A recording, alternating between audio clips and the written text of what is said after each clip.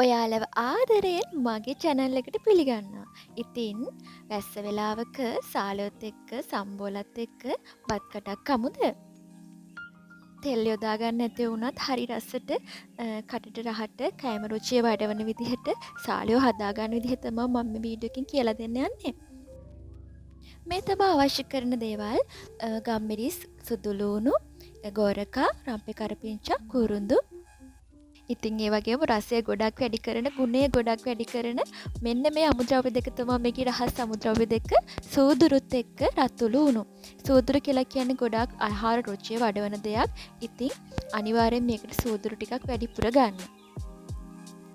මුලින්ම ගම්මිරිස් ටික ගලේ අඹරලා තමයි මේ ගන්නේ, මිරිස් ගලේ.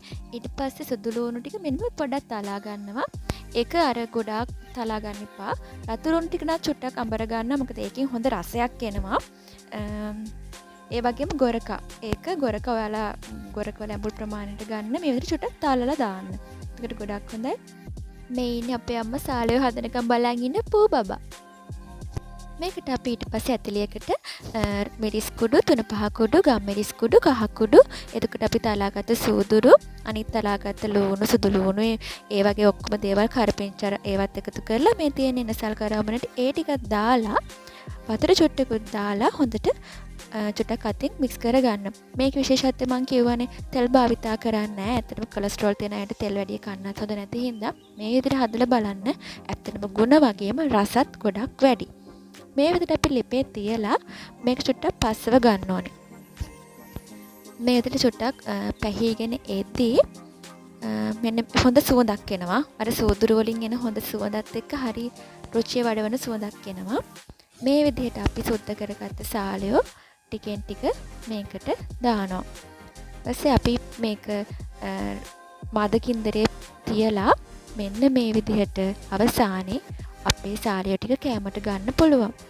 ඉතින් ඔයාත් හදලා බලන්නකෝ.